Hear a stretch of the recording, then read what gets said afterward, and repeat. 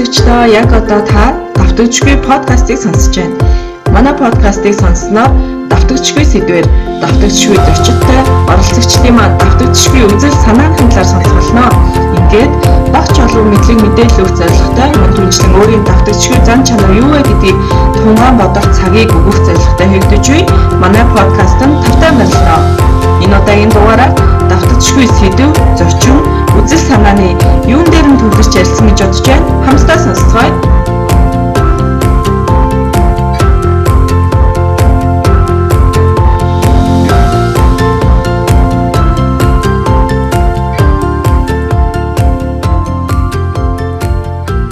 За сайн мэцэнэ сонсогчдоо ингээд давтагдчихгүй подкастын маань 11 дахь дугаар эхлэхэд бэлэн болоод байна.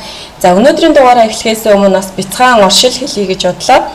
Өнөөдөр 7 сарын 27 оны өдөр 4 сарын хугацаанд бол манай давтагдчихгүй подкаст маань нийт 10 гаруй дугаар цацсан байна. За 10 гаруй дугаарт маань бол нийт 14 оролцогч оролцож өөрсдийн бас мэдлэг туршлагаасаа хуваалцсан байдгийн байна.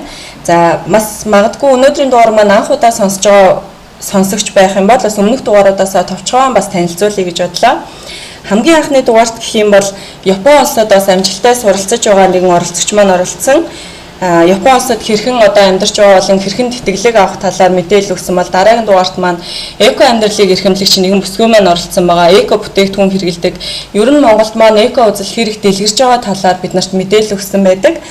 За дараагийн дугаарт бол Солонгос улсын эрүүл мэндийн яамд эмэгтэйчүүдийн яамд ажилладаг нэгэн монгол бүсгүй бас оролцсон байгаа. За энэ бүсгүй бол яг Солонгос улсад бас монголчуудын нэрийг бас нэлээд өндрөөр гаргаж байгаа бүсгүйчүүдийн бас нэг байсан. За үүний дараагийн дугаарт бол анх удаа бас подкаст сонсож байгаа аль эсвэл подкаст гэдэг талаар огт мэдэхгүй хүмүүс байх юм бол яг энэ 4 дахь дугаарыг маань бас сонсоорой гэж зөвлөмөр байна. Яагаад тэгэхээр энэ дугаартаа бид нар подкастын талаар нэлээд мэдээлэл өгсөн байгаа шүү. За дараагийн дугаарт маань бол Facebook дээр сайхан бүсгүй гэдэг групп байдаг. За энэ группээр бол нийт 260 мянган эмэгтэйчүүдийг нэгтгэж чадсан. За 260 мянгуулаа нийлээд бас хүмүүс тусалдаг. Дээрээс нь өдөр өөр эмэгтэйчүүдийгээ баярлуулдаг тийм нэг сайхан бүсгүй байдаг. Тэр хүнийг бас урьж оролцуулж бас их сайхан яриа өрнүүлсэн байгаа. За дараагийн дугаартаа бол нийт 4 оролцогч нэг дугаар дээр оролцсон байгаа. Энэ дугаарт маань бол 6 сарын 1 буюу хүүхдийн эрхийн өдрийг ухтаад бид нар хүүхдийн эрхийн чиглэлээр ажилладаг болон хүүхдийн эрхийн чиглэлээр суралцж байгаа Япон солонгос суралцж байгаа хүмүүстэй бас ярилцсан байгаа. За энэ дараагийн дугаарт хадгаламж өсгөөс эхлэн номын зохиогч Гэ Мөнгөн гэд хүнтэй бас их сайхан ярилцлага хийсэн байгаа. Энэ дугаар маань болохоор хүмүүс ер нь хадгаламж хийдэг. Хийсэн ирнэ яагаад юун дээр алдаад хадгаламж хийхээ болчдөг вэ гэдэг талаар бас түлхүү ярилцсан байгаа шүү.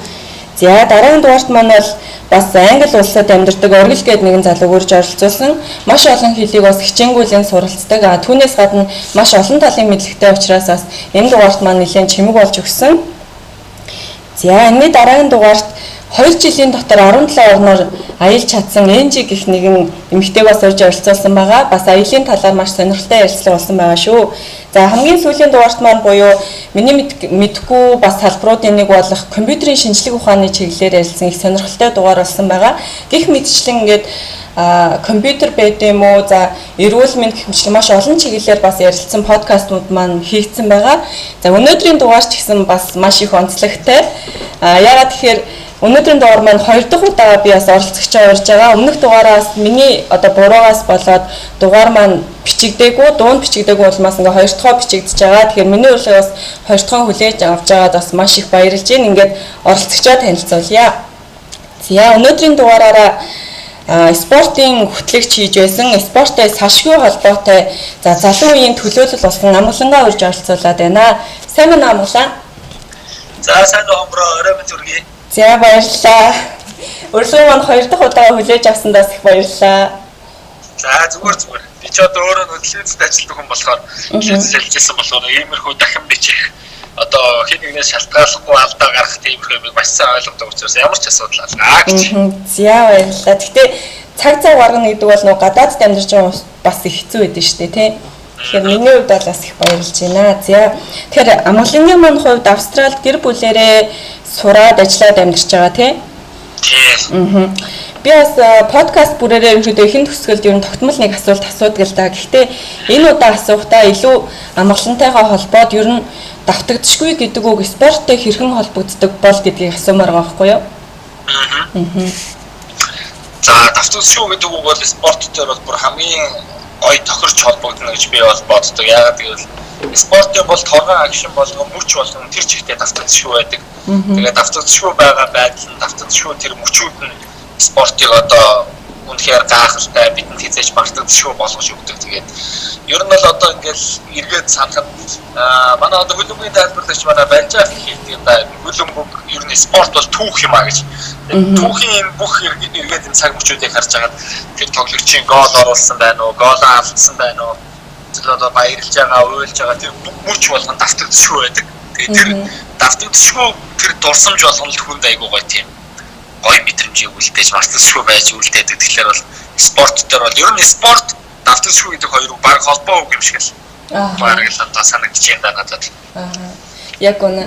Би бас яагаад ингэж асуусан гэхээр миний нэг үзэл бодол өгсөн байхгүй. Жишээ нь би одоо нэг дүн авлаа гэж бодъё л да их сургуультаач марамжилттай ч юм уу нэг 95, 90, 85 авчих юм бол дүнгээ амар голдог ч юм уу. Би яагаад ийм уу авчих ч юм уу. Гэтэл спорттой холбоод үзэх юм бол одоо юу гэдэг нэг унаал бол мөнгө, нэг унаал бол хүрэл, эсвэл нэг унаал тэгэл ямар ч одоо медаль авах одоо тийм ямар ч нөхцөлгүй болно шүү дээ тий. Тэгэхээр спорт дүн хоёр бол ямар ч тийм одоо харьцуулшгүй зүйл байгаа байхгүй. Тэгэхээр би юу ойлгосон гэхээр за 85 очоод 95 очоод ч юм уу тий. Ерөөсөө гутраад авах юм байхгүй. Тэрний хажууд спорт бол зүгээр юу ямар ч одоо өсөх боломжгүй эсвэл хүчээр бууруулах ямар ч тийм боломжгүй зүйл юм аа гэдэг юм уу тий. Тийм юм амар ойлгосон. Тэгэхээр амар хатуу зүйл тийм. За амгалангийн маань хувьд юу нах яаж спорттой холбогдсон бэ? За хүмүүсээс их сонирхож байгаа, зарим нэг нь бас мэдж байгаа хэл та. Ер нь үзэгчийн хуваар байсан уу? Эсвэл яг тоглогч байв уу? Яг хүүхэд насныхаа талаараас яриач.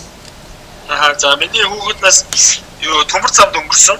Тэгээд тухайн үед болохоор төмөр замын ер бүх хүүхдүүд хөлбөмбөг тоглолдог байсан. Тэгээд тэр зочмоор айгүй хөлбөмбөг тоглолдог байсан. Тэгээд манай байрны ах нар тухайн үед хоромхон клубт тоглолдог байж байгаа. Тэгээд нэг өдөр ах нартайгаа танилцаад ингээ хамт хөлбөмбөг тоглолдог болоо. Тэгээд ерөөдөө хоромхон клубт нэлсэж орсон л доо. Тэгээд хоромхон клубт одоо 10 жил яг тоглолтсон. Тэгээд хөлбөмбөгт бол угаасаа өөрөө маш их дуртай байсан. Тэгээд жилийн 4 үйлрэл ер нь бол бомбоноос салтгуул тийм л хөгтөөсөн. Тэгээд 10 жилдээ болохоор бас цаг шиг тоглолдог байсан. Ер нь бол спорттой ер нь бол нэг тийм гэж гүйж хараач спортоор хичээлж одоо хүүхнээс эргээ бодоход тиймэрхүү зүйлүүд айгүй санаанд ордог. Тэгээд хоромхон клубтайг хамтлахаар өсвөр үе залуучууд одоо насанд хүрэгчид дээдлийг гэл одоо бүхэл тэмцээнд оролцож бүхэл медалийг нь авч ирсэн. Тэгээд ер нь бол яг спорт бүр одоо бага наснаас эхлээл яг спорттой тийм салшгүй холбогдсон болохоор дараагийн ажлууд маань ч гэсэн одоо спорттой холбогдоод явдаг болов гэж боддог. Тийм. Яг ингээд ярихаар дараагийн ажлууд ингүүд яг дараагийн асуулттай бүр аюу гоё халагдаад байна л да. Би нэг амгалангийн мэрэгчлийг бас сонсч байсан.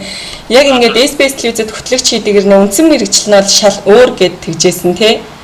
Тэгэхээр манай аав ээж хоёр болохоор инженер мэрэгчлээ хүмүүс байдаг. Тэгээд ер нь бол нэг инженер мэрэгчлийг баг багасаа их сонирхож бас сонирхож байсан. Тэгээд тэрнийхээ дагуу шинжлэх ухааны технологийн сургуульд машин электрон систем одоо мехатроникийн инженер гэдэг мэргэжлэр 4 жил сурч төгссөн. Тэгээд ер нь бол яг мэргэжлэрээ ерөөсөө ажиллаж үзээгүй л дээ. Одоогийн талаар ажиллаж үзээгүй байна. Яг 100 их сургуулаа төгсөөд яг 100-ны амталт болоод тэгээд ерөнхийдөө нэг намраас нэг наадмын дараа ингээс манай хэсгийн ажил хөдөлгөөнөөр тэгдэг шин. За тэгээд наадмын дараа ажиллаа хөдөлгөндөө гэж байжсэн чинь нэг SPS лист өгч үүсгэн байгуулагдаад төлөвлөгөөний тайлбарлагч аавна гэдэг. Тэгэл тэр шалгуултан дээр нь бас гэрчийг санаандгүй барагших тохиолдолд очоод оролцоод тэгэл нэг 70-80 хүн очсон байсан баха. Нэлээд олон залуучууд байсан. Тэгээд тэндээс нь шалгараа тэгэл яг ажилд хөлбөмбөг тайлбарлагчаар сонгогдсон. Тэгсэн чинь бид нар бол ерөөхдөө ингээд одоо цагаан ажилт биш бүтэн цагийн ажилд авахар сонирхож байна. Тэгээд ингээд ажлын байран дээр ингээд байрлаад бас давхар ингээд спортын мэдээ бичээд орчуулагч хийгээд ийм боломжууд байна. Тэгээд энэ ажлыг сонирхож байна уу гэдгсэн. Тэгээд мэдээж одоо дуртай байсан учраас ямар татгалзах арга байгаагүй. Тэгээд шууд тухайн үед одоо SPS хөлбөмбөгийн тайлбарлагч гэдэг албан тушаал дээр анх ажиллаж эхэлжсэн. Тэгээд одоо 5 жил яг ажилласан. Тэгээ нөгөө хөлбөмбөг тоглодог байсан болохоор хөлбөмбөг тайлбарлахад илүү их амар байсан. Тэгээд өөрөө бас их 10 жил мэл байхын л одоо яриа өгч байсан болохоор хөтлөх хийхэд ч юм уу бас их нэг амар тийм хэцүү бол байгаагүй. Аха. Тэгээд ерөөхдөө бас ингээд 5 жил өнгөрцөн байна. Тэгээд специалистээс бол маш их зүйл сурсан, мэдсэн. Зөвхөн спорт хийж гэлтгүй ер нь ажилтны хүн яах ёстой, хүмүүстэй яаж харилцах ёстой юм тий. Тэгээд өөрөөсөө одоо ер нь тэгээд ер нь маш олон зүйлийг сурч мэдчих авсан да. За, Амгалангийн маань хувьд болохоор яг SBS телевизийг байгуулагдсан цагаас нь хойш ажилласан гэж бодож байгаа юм уу тий? Тий. Би бас яг байгуулагдаад 2 жил болж байхад нь орлоо 14 онд орсон гэхээр нэг жил 13 оны ерөөсөө 100 штэ.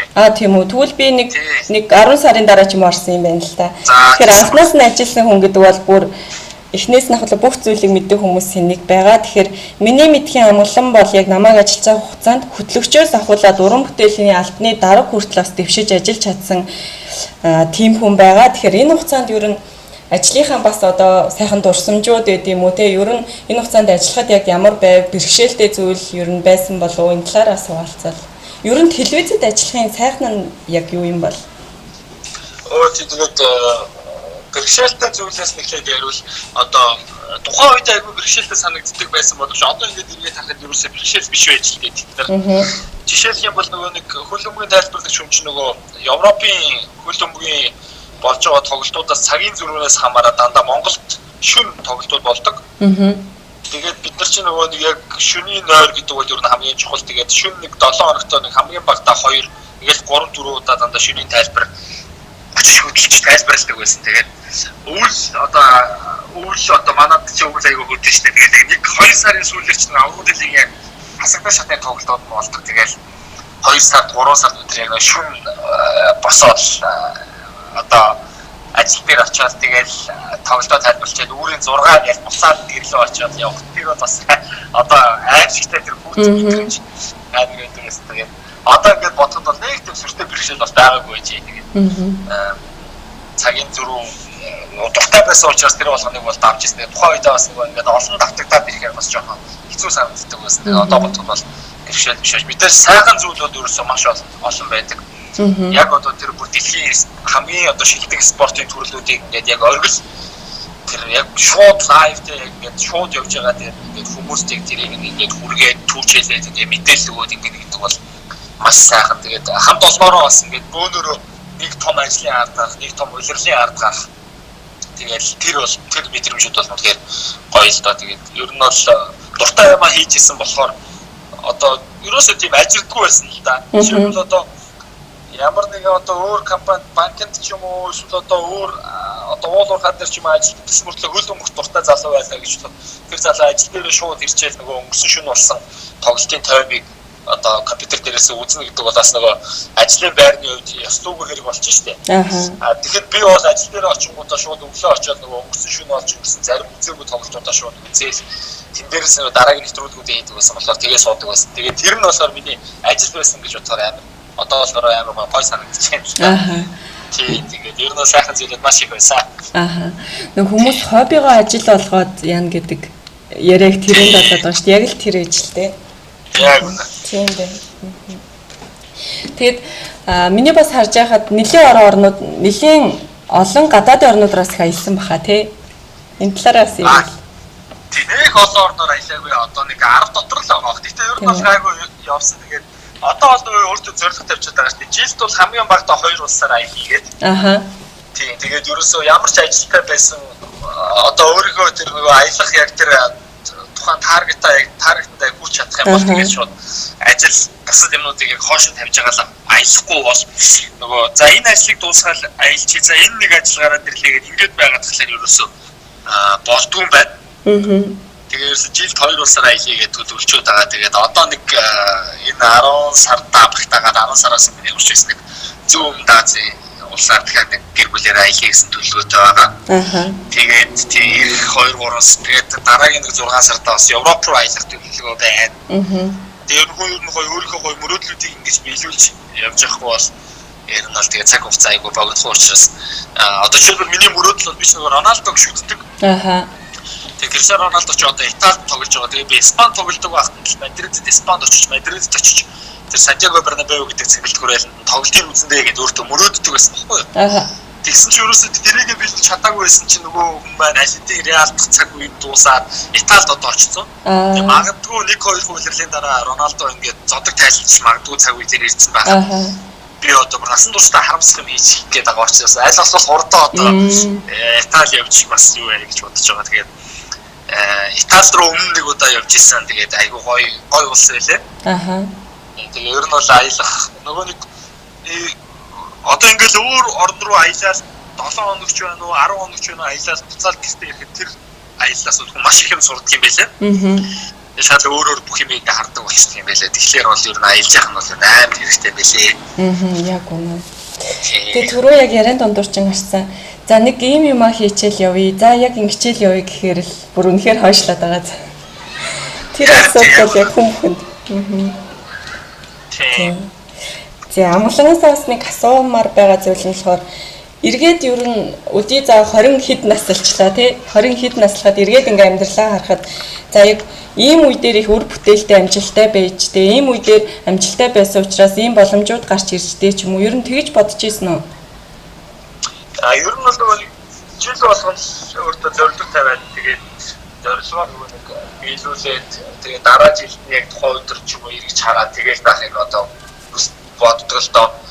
Тэгээ ер нь бол тэр зорилготой бас нэлээд жил болсон байна. Тэгээд жилдээ л явж ирсэн зорилготой биелүүлээд заримд нь давуулаад ингэж яваад байгаа. Ер нь бол одоо ингэж бодоход үний амьдрал гэдэг бол айгүй тийм таашгүй байт юм байна. Ямар ч нөхцөл байдалд хэдхэн сарын хугацаанд яаж ч өөрчлөгдөж болдог юм байна. Тэгээд би бол эзэж ямар нэгэн байдлаар телевизэд ажиллаж ийм гэж одоо 10 жилдээ байхдаа ч юм уу бодож төсөөлж байгаагүй байх. Тэгээд телевизэд ажилладаг байсан. За жилийн өмнөх нөгөө Facebook дээр ингээд өнгөрсөн жилийн энэ өдөр чи юм хийж ижээ гэж гарч ирсэн шүү дээ. Тий. Тэгээд өнгөрсөн жилийн энэ өдөр юу хийжсэн бэ гэдэг ингээд харангуут зүгээр одоо ингээд Монголд нөгөө өнгөрсөн хөлөглөлийн аврах дууссан. Тэгээд одоо амраа одоо шинээр өнгөрсөн жилийн өнөөдөр бол Тайландд амарч ирсэн байх. Би сая нөгөө юугаа үзсэн чинь. ТV-г ингээд харангуут жилийн дараа чи Австралид ингээд ажиллаад сураад ингээд байж ингээд тэгэхээр бас за ер нь мэдгүүдэл гэж хэлж байсан баг л та. Тэгэхээр айгүй тийм тааварлшгүй байдаг юм байна. Тэгээд аль болох одоо зорилго тавиад тэгээд зорилготой хүрэхин тулд ер нь бол жилээр явдаг та. Тэгээд яг одоо эспресс ажиллаж байсан цаг үеуд ер нь одоо хамгийн их яг одоогийн миний бодож байгаа карьерт бол хамгийн том түлхэж өгсөн болж тарах гэдэг. Тийм байгаа. Би бас саяхан нэг өөр подкаст сонссон байхгүй юу? Тэгсэн чинь тэн дээр хүмүүс ингээд одоо юу гэдэг хүн ингээд өөргөө нээж олж чадаагүй жишээ нь би дуучин биш ч юм уу, зураач биш ч юм уу, эсвэл спортын мундаг тамирчин биш ч юм уу гэж бодож яваад идэг гинэ. Тэгэхээр тэгсэн хэрнээ жижиг юм дээр ингээд авьяастай баг одоо нэг тэр чи гэдэг лээ юмны нөө цус авьяастай гэдэг лөө. Тийм авьяастай байжгаад яг цаг нь ирэхээр тэдрээгээ нийлүүлээд ингээд амжилтанд хүрэх боломжтой гэдэг өөрхий жишээн дээр нэг хүн ярьж ирсэн байхгүй юу? За ерөнхийдөө яг шууд хэлэх юм бол тэр нөгөө нэг бити сонс гэж би подкастаа сонссон байхгүй юу? Тэгээд тэр надад айгүй үнэн санагдсан. Яг тэр хүний жижиг авьяасууд нь яг тэрийг хүнийг амжилтанд хүрэхэд яг ингээд нөлөөлж чадсан байгаа байхгүй. Тэгэхээр тэрэн шиг нөгөө хийж исэн зүйлүүд нь яг бөөгнөрсөөр агаад бас нөлөө хүнд бас нэмэр болдог юм шиг санагдаж байна. Сайн ингээд сонсож байгаа. За одоо ерөнхийдөө спортын талаар нэлээд ярилцсан юм чинь ерөнхийдөө амгалангийн Австралид амьдралын талаар бас жоохон ярилцъя гэж бодлоо. Ер нь Австралид амьдрал хэр вэ? Ер нь амьдрахад хэр вэ? Тэгээ амьдрахад бол мэдээж одоо маш стрессгүй, таатай орчин, цаг агаарын хувьд бол их таатай орчин. За бараг л жилийн одоо энэ чинь 9-10 сар бараг дулаах байгаа юм уу да. Одоо ингээд өвлийн үйлрэл нь болж байна л да Австралид.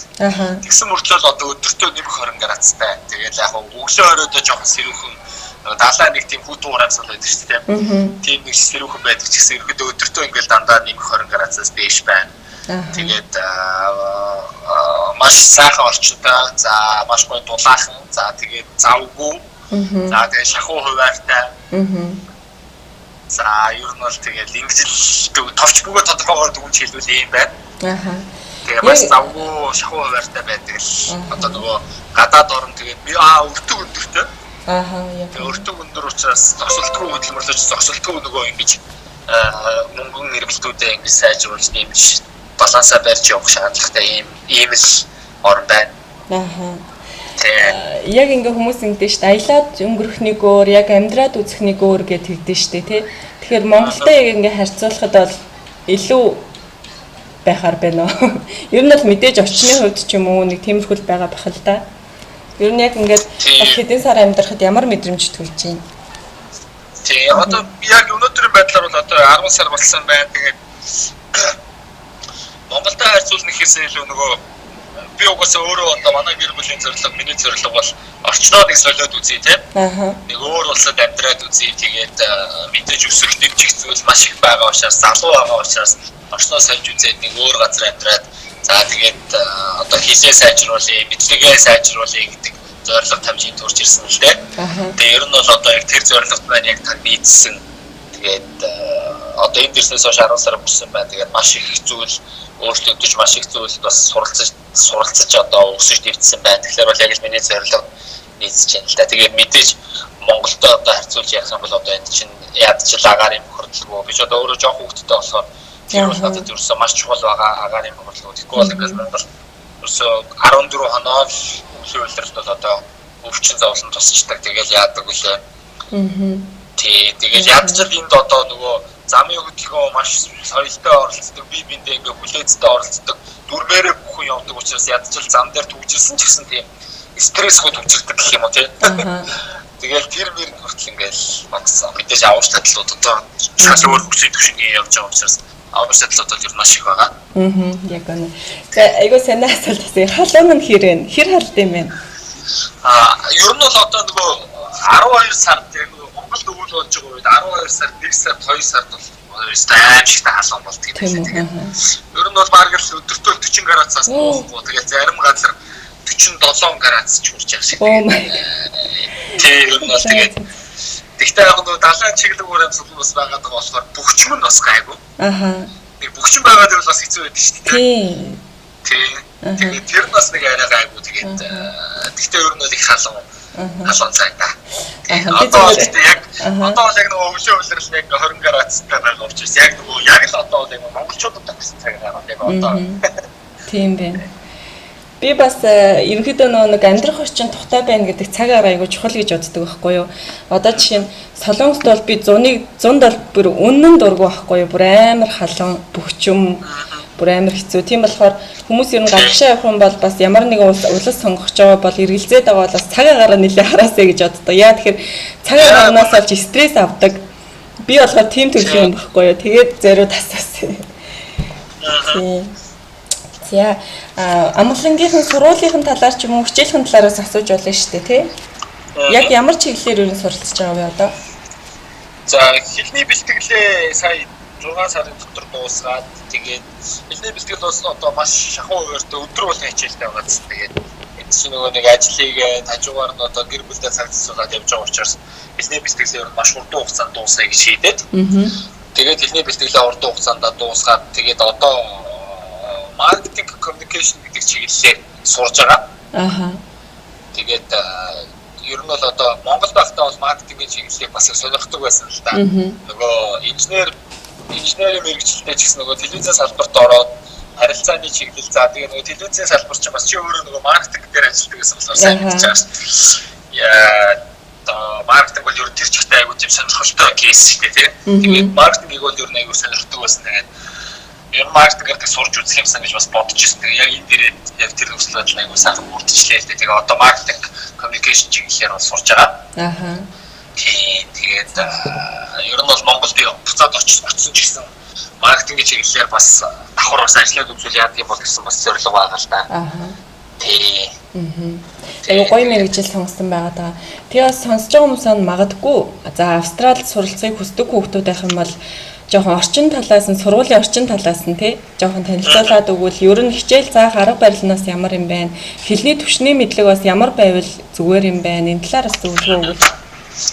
За ер нь бол Австрали бол одоо суралцаад хамгийн тохиромжтой улсуудын нэг гэдэг одоо нөгөө олон улсын боловсролын индекс дээр хүртэл гарсан байгаа шүү дээ. Тэгээд яагаад тийм байна вэ гэхээр энд бол нөгөө нэг маш олон орны оюутнууд, маш олон орны хүмүүс амьдарч сурдаг учраас одоо шийдвэл чи англи хэл мэдэхгүй байлаа гэхэд чам заавал нэг тийм хүндрэл авахгүй те. Бусад хүмүүс одоо заагаад өгөх, одоо сургаад өгөх тийм айгу хүсэл эрмэлзэл ихтэй гэх юм уу. За тэгээд дээрэс нь одоо нөгөө боловсролын систем их сайтай учраас хүнийг яаж сурах уу гэдэг нь одоо жижиг хэлний бэлтгэлж байсан. Тэгээд коллеж ихтэй сургуулиудж байсан маш сайн мэддэг юм байлаа. Заах арга барилын хувьд. Тэгээд ер нь сурахаар ирж байгаа хүмүүс байх юм бол хамгийн эхлээд өөрөө маш сайн судалгаа хийгээд те. Одоо ер нь ямар сургуульд нэг ийм юутай байх юм бол яах юм бол их юм бол гэдэг маш сайн судлаад тэгээд ирүүл их зүгээр баг. За ер нь бол жишээ харж байгаад бол энд одоо бүр баг англи одоо баг 26 үсгээч мэдэхгүй ирчээд жилийн дотор хэлний бэлтгэлтэй маш сайн сураад хэлэн сайжраа. За тэгээд дараа нь шууд хэлний бэлтгэлээ дахиад үргэлжлүүлснээр 2 сарын нэмэлт аваад ч юм уу. За бүр 1 жилээ дуусгаад шууд коллеж руу ихтэй сургууль руу орсон. Бүр маш олон жишээ байна. Тэгэхээр бол тухайн үе хэл бол угаасаа тэгэл авьяас шүү дээ. Тэгээд цэвэр. Тэгээд авьяас ууггүй үзмэр хоёр ордог учраас мэдээж одоо хэлний бэлтгэлээ бол хэлний мэдлэг бол сайн байх юм бол чамд улмал нөгөө шатаараа чи дээшээ гарахад улмал гоё хялбар болно. Тэгээд маш сайн судалгаа хийгээд ирэхэд бол энд бол одоо маш олон төрлийн ихтэй сургуулиуд байна. Ихтэй сургуулиудад одоо Sydney University-д сурч байгаа Монгол лаглаг залуучууд байна тийм. За тэгээд төрөл бүрийн мэргэжилүүд байна. Гоё хамгийн гол гоё орчин байна. Тэгээд одоо тэгээд мэдээж гол хөшүүрэг бол мэдээж одоо төлбөр мөнгөний асуудал байгаа. Магистрийн одоо болон одоо коллежийн сургалтын төлбөрүүд бас тодорхой хэмжээнд бас тийм хямдхан бол биш. Одоо орлоготой ч юм харьцуулахад. Гэхдээ нөгөө авж байгаа цалин болон бусад үртгүүдтэйгээ харьцуулахад бас харьцангуй гайгүй байдаг учраас хүн өөрөө маш сайн төлөвлөгөө гаргаж чадах юм бол сургалтаа бол бас зохицуулах боломжтой. Тэгээд мэдээж хэлнийхээ шалгалтуудыг өгөөд тэтгэлэг аваад энд суралцах юм бол одоо хамгийн бүр best газар байна да. Ер нь юу юм уу те хэлний бэлтгэлдээ төлбөрөө төлж сурчаад их сургуультай одоо мастер үт юм эсвэл бакалавртаа тэтгэлгээр сурах боломж ер нь хэр өгдөг бол? Тийм боломжууд зөндөө байгаа. Одоо энэ хэлний бэлтгэлдээ сурлаа. За тэгээд IELTS-аа өгөөд IELTS-ийнхаа оноод хангалттай авлаа тийм. Тэгээд боломжийн хэмжээнд авлаа. За тэгээд өөрийнхөө нөгөө хүсэж байгаа сургууль руу одоо яг л нөгөө ихтэй сургууль руу хүн яаж ордгоо зарчмаар захиагаа бичнэ, өөрийнхөө одоо үнэлгээнүүдийг гүйцэтгэлүүдийг харуулна. Тэгээд тухайн сургуулиуд чамд тэтгэлэг өгөхөөр болвол чи сонгогдвол тэгээд ер нь бол маш сайхан зүйлүүд болно. 20%, 30%, 50% тэгээд 100% тэтгэлгүүд бол энэ бас дүүрэн бай. Тэгээд тийм болохоор одоо 50% тэтгэлэг авчихад бол тэгээд бас маш гоё боломжтой байдалд очиж байгаа. Тийм. Би болохоор нөгөө амлантай ярилцсан анхны дугаараараа түлхүү жоохон спортын чиглэлээр ярилцсан тийм. Энэ удаагийн дугаараараа спортын талаар айгүй жоохон бага ярилцаад харин өөр чиглэлээс нэлийн асуугаад тах шиг байна. Тэгэхээр нэгэн тас нөгөө Австралид амьдраад бас суралцж байгаа болохоор бас зөвлөгөө авъя, бас хүмүүст хэрэгтэй болов уу гэж одоо асууж байгаа. Тэгэхээр бас нөгөө Австралид суралцахын боломж нь болохоор юм байдаг те нөгөө гэр бүлээ дагалдангаар авах боломжтой байдаг тийм. Тэр бас одоо том давуу тал болж байгаа. Бусад орнуудад ч бас ер нь цөөхөн л орнуудад тийм дагалдан юу байгаа шүү дээ. Тэгээд мастер тийм үү сурж байгаа бүр одоо нөгөө мастрын одоо эхнэр ч юм уу нөхөн мастер сурж байгаа бол нөгөө гэр бүлийнх нь өмнө бүр full time ажиллах хэрэгтэй тийм. Оо тийм үү. Тийм full time ажиллах хэрэгтэй. Тэгээд илүү гоё төслүүд нь хөнгөрдөг. Мастер сурж байгаа бол хүүхдийн сургалтын төлбөр баг 100% хөржүүлээ 50% хөржүүлээ ч юм уу тийм сургуулийн насны их болж гэдэг юм уу. Тиймэрхүү боломжууд бол маш их байдаг. Тэгээд тийм болохоор нөгөө ер нь бол монголчууд энд ирэхдээ дандаа гэр бүлээрээ ирж юм л да. Тэгээ өнөө нутагт байх мэдээж гэр бүлээрээ байх гэдэг бол хамгийн том давуу тал шүү дээ. Энд ингээд сураад ажил хийгээд байдаг гэр бүл тэд байгаа дээрээс тэгээд одоо сэтгэл санааны хөвч төр бие барилдрын хөвч төр бол тэгээд хол байна гэдэг чинь аягүй хэцүү юм байна. Би бас эхлээд 3 сар бол одоо манай эхнэр хүүхд хоёр Монголд байж байгаа. Тэгээд араас ирсэн. Тэгээд тухайн 3 сарын хугацаанд бол одоо ингээд бодоход бас хурдан өнгөрсөн санагдсан боловч тухайн 3 сар бол бас хэцүү байсан. Ганц сар авах. Завгүй байсан болохоор тийм. Яг үнэ. Тэгэхээр асар их боломжтой л болсоод энийг байгаа юм да. Би бас ер нь бол жоохон судалсан л та. Тэгээд бас их гоё боломжуудтай юм байна гэд харж ирсэн. Тийм. Солонгост байдаг хүмүүс Солонгос Австрали хоёр ч бас их юу юм бэлээ штэ. Австрали гэдэг хүмүүс их айгүй олноороо солонгос явдаг юм байна. Солонгос гэдэг хүмүүс айгүй бол Австрали бас ирдэг юм байна. За. Тэгээд нөгөө юу гэдэг нэг гадагшаа нэг гарцсан хүмүүс чинь тэгээд нэг өөр чиглэл рүү өөр орнууд руу бас амьдрах сургасан тоглоод их байдаг шүү дээ. Тийм, сонирхолтой болоод ирдэг. Тэгээд анзаараад хадаа Солонгос Австрали гэсэн яг нэг connection их явдаг юм байлээ. Тий. Солонгос хүмүүс нь бас өөрсдөө их явд юм билээ. Америк, Австрали руу. Одоо энэ чинь Stratfield, Kempsey гэдэг одоо яг дүүргүүд гэх юм уу тий одоо train station-ууд одоо тэр газрууд дандаа одоо бүр солонгосчууд дан солонгосчууд байдаг газрууд их байна. Тийм ч бол одоо Stratfield гэдэг газрууд ерөөсө дан солонгосууд байдаг тийм газар байх жишээ. За тэгвэл тийш очих бол алцахгүй байна. Очсон тий. За амгаланг төсөөлөхөөр ингээд миний хувьд бол ерөөс ингээд зүгээр суудгүй юм шиг санагддаг байхгүй юу? Ямар нэг юм л хийж байгаа гэж санагдаад идэг байхгүй юу? Тэгэхээр амгалан яг Австралид амьдарч байгаа амгалангийн яг нэг өдөр нь хэрхэн өнгөрдөг болоо. Гэхдээ ерөнхийдөө яг зөвхөн нэг өдөр биш ингээд юм давтамжтайгаар тий ер нь дундчлаад үзвэл нэг өдөр нэг өглөөсөө нэгдэг тэгдэг ч гэдэг юм уу, хичээлдээ явдаг ч гэдэг юм уу. Ер нь хэрхэн өнгөрдөг бол? За ер нь бол энэ дэснээс хойш маш их босдог болчихлоо. Одоо ингээд нөгөө ажлын хэмжээс болоод ажлууд бол ер нь хөвчлэн 6 цагаас 7 цагаас за хамгийн өрөөд ер нь 7 цагаас эхлэх шиг байна их ажил. За офисын ажлууд мэдээж бас 9-6 гэсэн ажлууд байна л да. Гэтэ нөгөө их одоо бүтээн байгуулалтын ажлууд бол дандаа 6 цагаас 7 цагаас эхэлдэг болохоор тэр ажил дээр 6 цагт бэлэн байхад тулд 5 цагаас гэрээсээ гардаг ч юм уу тийм. За тэгэхээр бол 4:30-д босдог ч юм уу. Тэгээд нөгөө ямар ч зүйл босоод эрт босдог тийм хэм маягт бол орчлоо. Тэгээд ерөнхийдөө бол нэг өглөө ажлын өдөр бол дандаа л өглөө эрт босно. Тэгээд ажилдаа явж ирээд за 8 цаг юм уу 10 цаг юм уу ажиллаж хурж ирээд за тэгээд ерөнхийдөө бол өдрөө нэг 2 хуваачихад байгаа. Өглөө босоод ажилдаа яваад нэг хуваагаад ажилласаа ирээд за нэг усандаа ороод хоолндоо идээд за тэгээд дараагийн хичээл рүүгээ явж байгаа. Тэгээ хичээл рүүгээ яваад хичээл дээрээ сууж 3-4 цаг сууж ирж байгаа. Тэгэл орой гэртээ ирж байгаа юм даа. За тэгээд ер нь бол хамгийн фул давгүй өдөр бол нэг тэгж өнгөрч байна. Тэгээ нөгөө сая эхний бэлтгэл маань дууссан одоо коллежд орсон байгаа болохоор одоо 7 хоног нэг л удаа хичээлд явж байгаа.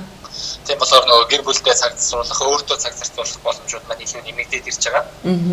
За тэгээ ер нь бол амралтын 2 өдөр бол угаасаа яг бүр ингээд гэр бүлдээ бол яг 100% зарцуулж байгаа. Тэгээд манай хүүхдээс одоо яг нөгөө 3 нас хүрэх гээд яг юм болгоныг таньж мэдэх гээд хамаг синдром гэдэг юм уу те одоо цагаашид одоо 360 градусын байдалтай л байгаа учраас хүүхдтэйгээ их ажиллах шаардлагатай байна. Тэгээд тиймхүү юм дээр ингээл ер нь бол өдөр хоног ерөөсөө энэ дэхээс маш хурдан өнгөрч байгаа. Өдөр бол ер нь маш хурдан өнгөрч байгаа. 7 хоног одоо ингээл 2019 он гараад одоо 8 сар болсон байна. Тэгээд бодлоо ерөөсөө тийм ер нь завгүй одоо энэ завгүй тийм зүгээр суудаггүй хэв маягт одоо улмалт гүн орж ийн доо. Тэгээд энэ нь бас одоо ер нь нэг бол яг сайн юм байна. Тэгээд зүгээр суух гэхээр нөгөө ажиллах ёстой, хөдлөх ёстой гэдэг юм мессежийг нөгөө би организм авчраа бас хүнд их гоё тийм дараагийн гоё амжилт гаргах ч юм уу тийм шүүрэг болоод өчтөй юмсан санагдаж байна. Яг үнэ. Тэр нь гадаадд очихоор амьдралын хэм маяг ч гэсэн их өөрчлөгдөж байгааз нөгөө Монголд ингээд нэг хөвнөлээр байсаараа сурцсан. За өглөө 9-өөс ажилдаа 6 тардаг ч юм уу. За амгалангийн үед яг шөнө мөн ажилдаг өөр исэн ч гэсэн ер нь нэг хэмнэлд орцсон байдаг тий. Тэгээд тийм шаас өөр хэмнэлтэй болж юм. Тэгээд бусад хүмүүсийн одоо эдхийн гоё бас соёлоос бас их бас суралцж юм тий. Гой хансаар өсөө өдөр яаж гоё амарч юм, яаж өөрсдөө цаг зав гаргаж юм. Хобби гэж жишээлбэл юу юм тий одоо хобби гэдэг бол одоо PlayStation тоглох гэдэг хобби бол хобби биш болж таараад байна л да. Энд жишээлбэл тийм. Энд бол бүр одоо ингээд одоо жишээлбэл манай нэг ажлын нэг Австрали залуу хэлсэн байл л да. Чиний хобби юу вэ гэдэг Австралид асуусан чинь PlayStation-ээр ингээд машины уралдаан тоглох гэж хэлсэн байна. Бүр инээд нүрээ. Чи наадах хобби гэж байгаа юм. Миний хобби болохоор би PlayStation дээр машин тоглох биш, би амьдрал дээр машин тоглодог гэдэг. Уралдааны машин болохоор сонирхдаг тэр залуу. Тавсаа бүтэсэн өдөр болохоор нөгөө уралдааны машинаа ингэж сэлбэж янзлж бэлдээд тэгээд ингээ хаа нэг тийш ингэж гоё явж тавхдаг ч юм уу тийм. Тэгээ маш их дугуй ундаг, гадрын теннис тоглодог, клуб бүх тоглодог, сагсан бөмбөг тоглодог, спортоор заавал хичээлдэг, өөртөө заавал цаг гаргадаг юм гоё. Амьдралын хэм маягтай зүгээр л өглөө маш гоё эрт босоод дуртай кафе руу очингуудаа кофе уугаад гоё сонин уушаа суудаг ч юм уу тийм амар тийм. эрүүл бөгөөд нэг тийм суралцмаар байгаа хобби ноттой хүмүүс байна л да. Яг ийм гоё амьдралын юм аягуудаас бас их суралцж байгаа. Тийм. За. Ер нь л өөрөө эрүүл амьдралын хэм маягтай байсан хүндээ амгалан Монголд багтаа. Тэгэхээр яг энэтэй холбогдоод бас өмнөх юун дээрээс асууж исэн захиалгат асуултаа бас дахиад асууя. Энийг болохоор бас хамт ажиллаж исэн марлаа асуулгасан байгаа. Яаж ер нь үргэлж ирч хүчтэй өөдрөг одоо ийм тэгвэл амар гал цагтай амар мундаг байгаад идэв штэ ер нь ирч хүчтэй. Ерөөсөө тийм одоо готож гундгүй юм шиг яаж тийм байгаад идэг вэ гэж асуулгасан байгаа.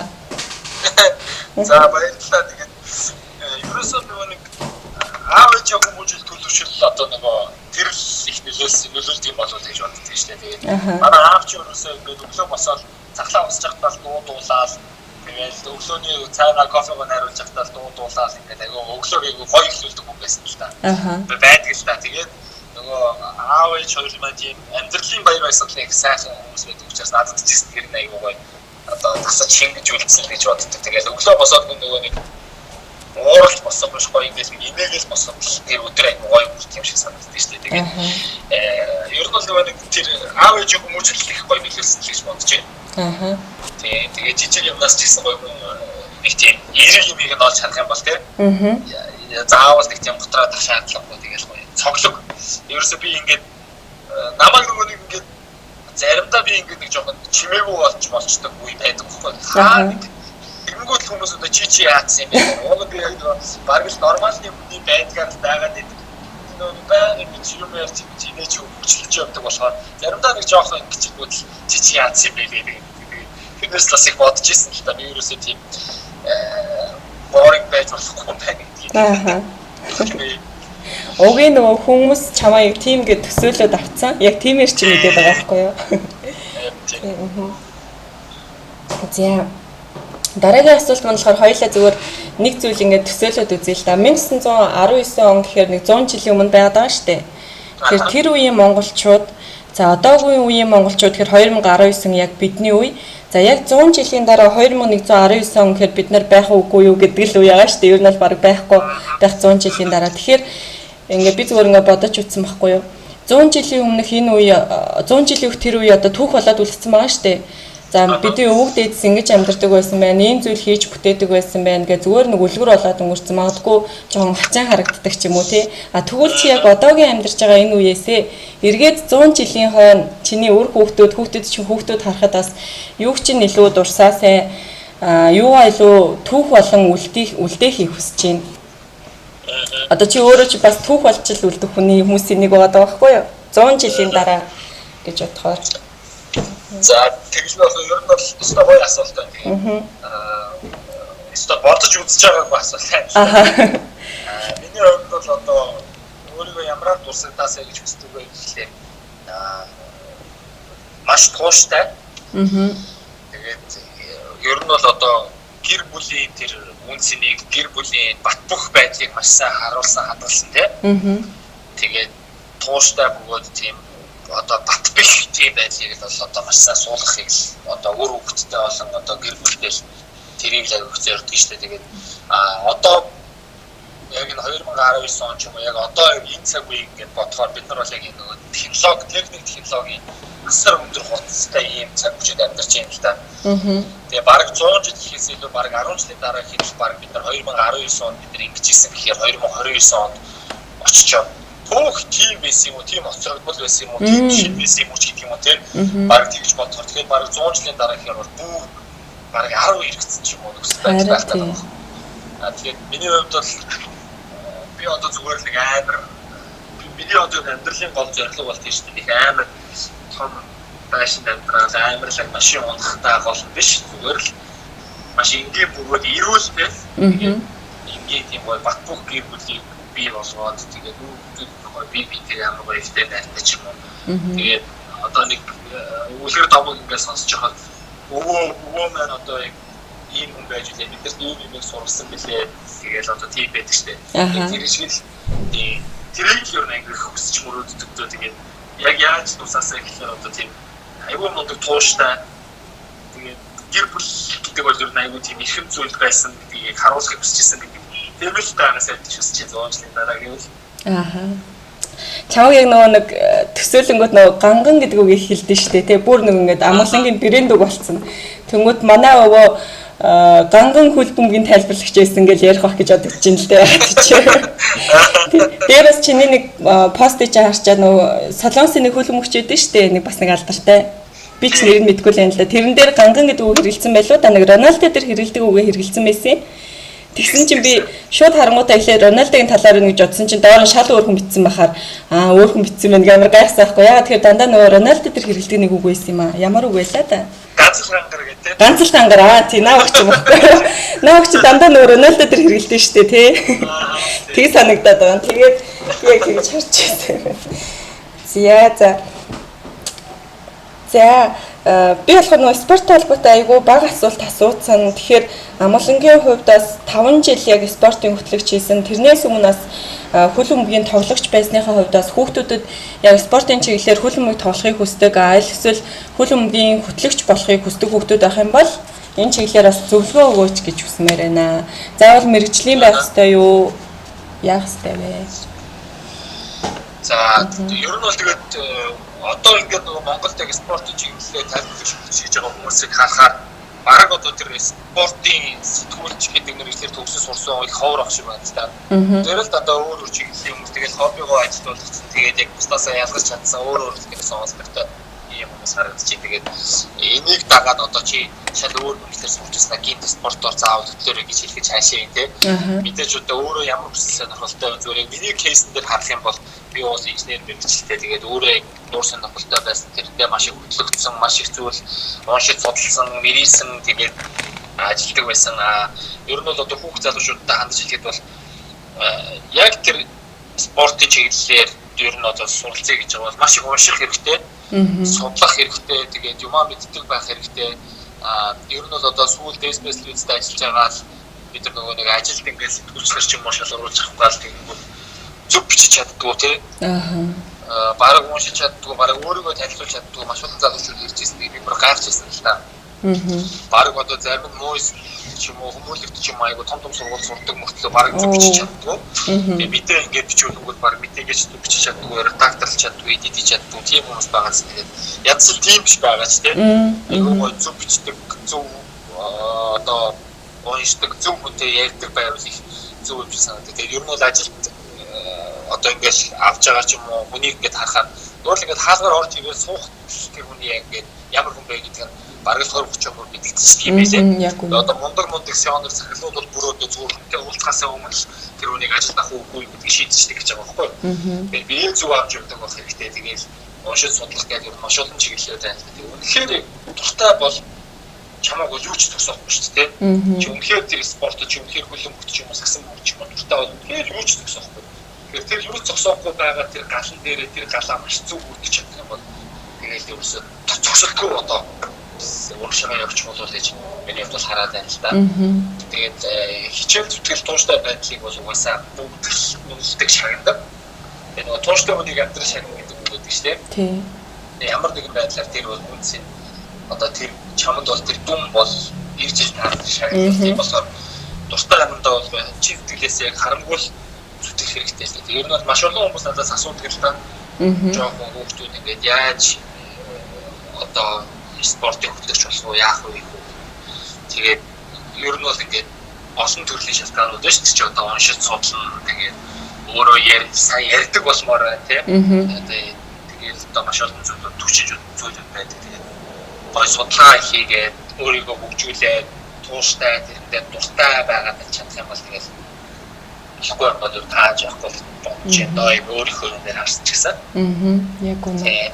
Дээрээс нь та нарын онцлог бол за зүгээр одоо нэг хөтлөгчд бол за магадгүй зүгээр гэж хэлж болохгүй байх. Гэхдээ одоо мэдээ хараад уншдаг бол та нарын нөгөө өмнөх бүр хэдэн оны өмнөх мэдээ материалуудыг нэгтгэж байгаа тэрийг ухаж ярьдаг онцлогтой байгаа тий. Тэр тоглож хэдэн оны тэдэнд ингэжсэн гэж баг магаар нь бүр айгүй баримт ингээд ухаж ярьдаг ер нь ингээ хайлт сонсоод байхад тэгэхээр асар их мэдлэгтэй бас их байх шаардлагатай. Дуртай юм чинь ингээд хүний ойд бүр яг тэр үлдчихсэн юм байна. Тийм яг үнэ. 2002 оны дэлхийн аварга одоо Япон Солонгост болж ирсэн. За Солонгосын шгшээ авч бүгд анх удаага одоо 4-р байранд орж хамгийн өндөр амжилтаа гаргаж ирсэн байна. Маш их лөөвөр одоо авилгын тухай үед үүсэж исэн байна. За тэгээд гэдэг ч юм уу те ингээл одоо бүр ингээд шууд урсаал гараад ирж байгаа юм. Тэгэхээр дуртай үнэхээр судлаад тэрийг ингээд гүн ойлгоцсон бахаар ч энэ чинь. Тэгэнгүүт ийм юм хүмүүст ярангууд яаж тэр болгоныг мэдээд байна л гэдэг чинь тийм. Тэгэнгүүт тэр чинь үнэхээр одоо дуртай тэгээд үзсэн судалсан тэгээд нэрээ дахиад он жил өнгөрөнгөө дахиад нэг судлах юм дахиад нэг мэдэх юм гараад ирэнгүүт одоо интернет ямар хурдтай бол интернет рүү ороод 2-3 товшромж дараагийн мэдээлэл гараад ирсэн юм. За тэгээд нөгөө нэг байсан багц мэдээлэл дээр тэр мэдээллийг нэмж хийдэл тэгэл тэр мэдээлэл маань ингээд улангой дэлгэрэнгүй цогц болоод ч юм тийм үү тийм. Яг тийм. Тийм манай аап болохоор нөгөө нэг 5 цагт гээд спортын сонин байдаг. Одоо бараг хэрэглэгдэхээ болоо зүгээр онлайнаар л гарч байгаа юм шиг үлээ. Тэр аюух авдаг байсан л та намайг жоох байхад.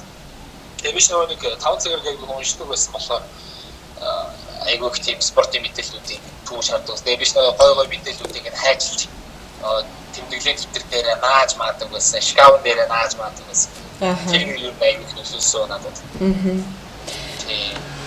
Би яг чиний ярианаас ингээд Тэгээ одоо ч гэсэн нөгөө Facebook дээр би бас спортын мэдээлэл бичгтээ дандаа кириллээр бичдэг. Тэгээд ер нь хүмүүс ингээд ядаж л одоо ингээд кириллээр уншаад тийм шүү дээ. Ядаж ингээд зөв уншаад ийм юунаас ингэж байгаасаа гэж үзтээ. Тэгээд миний мэдээлэл дотор ингээд юм байж хаад шал өөр мэдээлэл яг агуулгыг нэг ойлгоогүй шал өөр гэж чиглэлээс над руу ингээд доор коммент хийж орж ирдэг ч юм уу тийм. Ийм бэн тийм бэн гэдэг нөгөө мэдээллийн агуулгыг ойлгоогүй хүмүүс юм. Тэгэхээр нөгөө тэр хүмүүс бас ингээд уншчаад мэдээлэл ингээд бүрэн боловсруулж чадахгүй хүмүүс бас маш их байгаа юм. Энэс нэг бодлоо яг харамсалтай. Тэгээ нөгөө Facebook сошиал орчингууд ингээд хүүхдүүдийг бас нэг бодлоо ингээд амар буруу талаар хүмүүс алаад идэх тохиолдол бас их харагддаг. Нөгөө айгүй товчилж хүчиж ярьдаг болохоор тийм. Тийм товчилж хүчиж ярьдаг болохоор тийм байна. Би яг нь чиний ярианаас сонсоод бас өмнөх оролцогчдын сонсоод нэг зүйлийг бас хэлмээр санагдлаа л да. Яг ингээд хүмүүсийн яриаг сонсоод ахаар багадаа яг хийдэг байсан зүйлээ нэлээд сайжруулах хэрэгтэй юм шиг харагдаад байна. Тэнгүүд ирээдүйд хийх зүйл нь бас нэлээд одоо мэрэгжил сонголт гэдэг юм уу, ирээдүйд амжилт гаргах зүйл нь багадаа хийдэг байсан зүйлтэй нэлээд холбогдоод байгаа байхгүй юу? Чиний дээр ч гэсэн аав ээж чинь нэлээд нөлөөлсөн байхгүй. Тэр 5 цагаар сониг мадгүй авдаггүй байсан бол чи спортыг сонирхгүй л авах байсан. Аав ээж чинь тий өглөө тэгж гоё өгдөггүй байсан бол чи ийм гоё ирч хүчтэй байхгүй мадгүй хитрхи дотгошоо хүн болж өсөгч байсан мэт мадгүй. Тэгэхээр чи хөтлөгч болж чадахгүй ч гэдэг юм уу тий. Тэгэхээр бав байхдаа ямар байна тэр чи их нөлөөлж байгаа гэдэг нь айгүй харагдаад байна л да. Яг зөв. Тийм байна. За ер нь сүүлийн 2 асуултынхаа нэгийг асууя гэж бодлоо. Ер нь залуустай хандаад яг уу энэ асуултыг заримдаа асуумаар санагдаад идэв. Зарим хүмүүс болохоор Монголд амьдрал алга, ер нь залуус өнхөөгүй байна, инээтрээ гэл айгу муухай өгнөд хэлдэг л те. Миний бодлоор бол би яг эсрэгээр нь хардаг байхгүй юу? Айгу мундаг залуучууд олон байна. Өсөж гин, хөгжиж гин гэж хардаг. Гэхдээ яг хэцүү өнө зөндөө байна л та. Тэгэхээр чиний өнцгөөс залуучуудаа өмөрөөд гэх юм уу, залуучуудаа уриалаад юу гэж хэлмээр байна? За одоо ерөөсөө энэ цаг хугацаа бол маш хурдтай өнгөрч байна.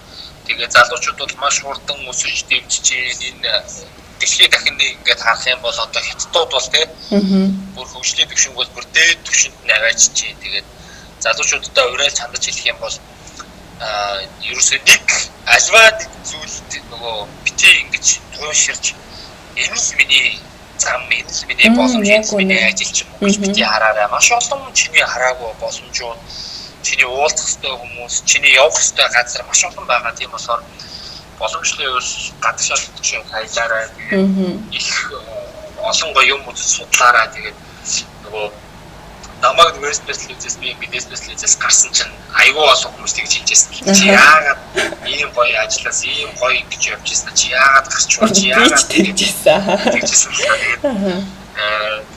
Ажиллаас гарах өргөдлөө өгнө гэдэг бол тэр хүний хувьд нөгөө нэг ялгадаад ч юм уу тэр ажлыг ингээд бүр хийж чадхаа болоод өгч байгаа зүйл бас биш юм байна л да. Нэг талаас нь тэгэхээр ингээд хүн ингээд өөрийнхөө төвшинг хараад энэ боломжийг хараад илүү их юм хийж үзье гэсэн нэг бодлоо асар том зориг байгаа байхгүй юу? Эрсдэлтэй зоригтой. Тэгээд би тэр зоригийг бол ингээд өөрөө яг бодож байгаа. За яагаад ч бүгд зүйлэг бол би авсан. Тэгээс биш би одоо бол ингээд лесбэстэй ажиллаар тийм. Одоо би лесбэс гараад юм юу баг 2 жил гэсэн одоо ингээд 7 жил ажиллаж ингээд яваад иж болох байсан баг л да. Одоо эргээд харахаа би ингээд лесбэсээс гарснаас хойш Ажлаасаа гарснаас хойш маш олон хүмүүстэй танилцсан байна. Маш олон төслүүд дээр Монголд байх хугацаанд ажилласан байна. Шинэ юм дээр туршиж үзсэн байна. За тэгээд ингээд шал өөр газар амьдраад дэлхийн хамгийн одоо өндөр хүчтэй орнууд нэг тэрээр амьдраад цаага түүхтгүй амьдраад тийм хэл усаа сайжруулаад ингээд улам мэдлэг мэдээлэл сайжруулаад өөр чиглэлээр сураад ингээд бүр илүү ингээд миний хувьд явж байгаа байхгүй. Тэгэхээр ингээд тэр зорилгыг би ингээд гаргаж чадаагүй байсан бол магадгүй өнөөдөр ингээд Монгол тэрэндээ ингээд хадсан ч юм уу тийм ийм байж боломжтой. Тэгэхээр залуучуудад хандаж хэлэхэд эцээч бити өөрийгөө ингээд нэг юмар ингэж өрөөсөө дүгнээрээ нэг юмар өрөөсөө бити дагнаараа аль болох боломжууд өрөөсөө маш олон гарч ирдэг юм байна ингээд хөөс шиг ингээд гарч ирээд байдаг. Тэр хөөснүүдээс алийг нь чи барьж авч өөртөө наах юм тийм тэр үеийг чиний сонголт болж байгаа байхгүй. Тэгэнгүүт нөгөө нэг ер нь бол амьдрал гэсэн чигтээ сонголт юм байна л да. Чи өөрөө юуг сонгож байгаа тийм ямар хүнийг сонгож байгаа, ямар ажлыг сонгож байгаа, ямар орныг сонгож байгаа, ямар машиныг сонгож байгаа гэдгээс хэлвэл тийм. Тэр бол сонголтуудаа хэцүү хийгээд олон боломжийн дундаасаа сонгоод тэгээд ер нь бол тэр 30 хүрхээсээ өмнө 33 хүрхээсээ өмнө алдаад оноод өөрийгөө золиослоод туршаад ингээд шүүлтүрлөө ингээд ороод гараад явах гэдэг чинь юм яг үгүй юм байлээ. Би бол бас тухайд боддог байсан л да 2 жилийн өмнө 3 жилийн өмнө ч юм уу. Тэгээд алдаад тэгвэл ингээд алдчихвал яах юм бэ? Тэгээд амар том эрсдлээстэй гэж боддог байсан. Одоо ингээд эргээд харахаар бас зөрөгтэй шийдвэр хүн гаргах хэрэгтэй юм байлээ. Тэгэхээр зөрөгтэй шийдвэр гаргараа л гэж хэлмээр байна. Яг үнэ бүр яг 100% дэмжиж санал нэгтэй. Тэгээ зөвөргөө зөв хүнийг өнцгөөс харахгүй те за яста гоё ажилд орчлоо энэ л миний хүний нөөцөөр ажиллавал энэ л миний яста гоё ажил гэж бодох хэрэггүй эсвэл хүний нөөцөөр нэг ажилд орсон гэсээр нэг хүсээгүй ажиллаж байгаа юм бол ажилд орсон л юм чингээ тэр чигээрээ байгаад байх хэрэггүй те өөрийгөө сорж үзэх хэрэгтэй. Тийм 100% дэмжиж байна. За хамгийн сүүлийн асуулт маань манай тогтмол асуултуудын нэг байгаа. Манай амгалангийн хувьд маань амьдралдаа хизээч орхитгүй зуршлуудын маань нэгээс бас хуваалцаач. За хизээч орхихгүй зуршил бол ер нь одоо спорт л байна да би. Би спортоор амьсгалж спортын мэдээ үзэж тэрийгээ бусдад хуваалцах хизээч орхихгүй юм байна. Тэгээ ямар нэгэн байдлаар өөрөө спортоор хичээлгээ бас хизээч орхихгүй юм байна гэдгийг мэдэж авч байна. Яагаад гэвэл энэ дээрээс хойш ерөөсөө маш завгүй ядарсан одоо бүр өдрүүд маш их байсан. Тэгээ тэгсэн ч гэсэн ямар нэгэн байдлаар нэг жоохон амралт авах готалцаа одоо явж фитнестэй явж юм уу те. За явж юу яа. Одоо бараг хит ядарч ирсэн ч гэсэн гой мэдээ гараад ирэнгүүт за энийг хүмүүс хүргэчихье гэдэг нэг бичдэг ч юм уу те. Тэгэхээр бол миний хизээч орхгүй туршил бол одоо ерөөсөө спорт л байна да. Тэгээд 10 жилийн дараа 5 жилийн дараа 15 жилийн дараа ч гэсэн би яг зэцтэй авч явахыг мөрөөддөг хүсдэг зорддог. Тэгээд өөрийгөө дахиад байнга цэнгэлж явахыг хүсдэг. Тийм л. Яг үнэ. За миний хувьд ч гэсэн бас хүлгэр жишээ авсаар байх болно.